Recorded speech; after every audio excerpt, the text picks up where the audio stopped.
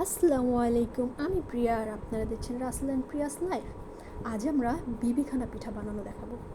মুর্শিদাবাদ শরীয়তপুরের কিন্তু খুব ফেমাস একটা পিঠা বিবিখানা পিঠা।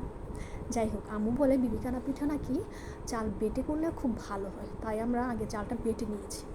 তারপর আমরা কলা পাতাগুলো ঠিক এইভাবে কেটে ধুয়ে পরিষ্কার করে নিয়েছি।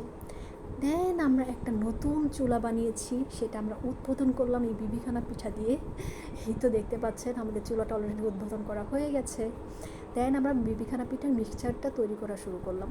প্রথমে চাল বাটা, তার মধ্যে সামান্য লবণ, খেজুরের গুড় দেয়া হলো। দেন এর মধ্যে দুধ দেয়া হলো। দুধ দেওয়ার পর আমরা এখানে নারকেল দিলাম। আমি কিন্তু নারকেল সবসময় এভাবেই বক্স ভরে রেখে দিই, যখন প্রয়োজন হয় জাস্ট ইউজ করি। তারপর এখানে এলাচ দারচিনি বেটে সেটা দেওয়া হয়েছে। এটা দেওয়াতে খুব ভালো একটা স্মেল হয়েছে। অ্যাকচুয়ালি এটার কারণেই মেবি আমার বিবিখানা পিঠাটা বেশি পছন্দ। আমার কিন্তু বিবিখানা পিঠা খুব পছন্দ, খুব ইউনিক লাগে। যাই হোক, সব কিছু দিয়ে খুব ভালো করে মিক্সচার করা হয়েছে। আর আমরা একটা শর্টকাট পদ্ধতি অবলম্বন করেছি। আমরা যেহেতু আমাদের লাকড়ি জ্বালানিটা কম ছিল, তাই আমরা এটা গ্যাসের চুলায় দিয়ে সামান্য ঘি দিয়ে তারপর আমরা এটা মিক্সচারটা দিয়ে আমরা এটা একটা টানিয়ে নিয়েছি। দেন আমরা কড়াই বসালাম চুলাতে। তারপর তার মধ্যে কলা পাতা দিলাম। কলা পাতা দিয়ে এর মধ্যে মিক্সচারটা দিয়ে দিলাম।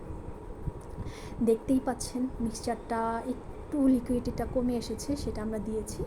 দিয়ে তারপর এটাকে একটু জাল দিয়ে আমরা উপরে একটা ঢাকনা দিয়ে ঢেকে দিলাম।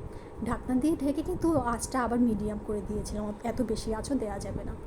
আমাদের এটা হয়ে গেল, প্রায় 2 ঘন্টার মতো সময় লেগেছে। তারপর উপরে একটা স্টিলের প্লেট দিয়ে তার উপরে কয়লা দিয়ে দিলাম। অনেকটা কেকের মতো বলতে পারেন, তাই তো আমি এটাকে কেক পিঠা বলি। এই তো আমার বিবিখানা পিঠা রেডি। আপনারা কিন্তু অবশ্যই বাসায় ট্রাই করে দেখবেন। আর যদি ভালো লেগে থাকে আমার চ্যানেলটাকে অবশ্যই সাবস্ক্রাইব করে বেল আইকনটি প্রেস করে পাশে থাকবেন। আল্লাহ হাফিজ।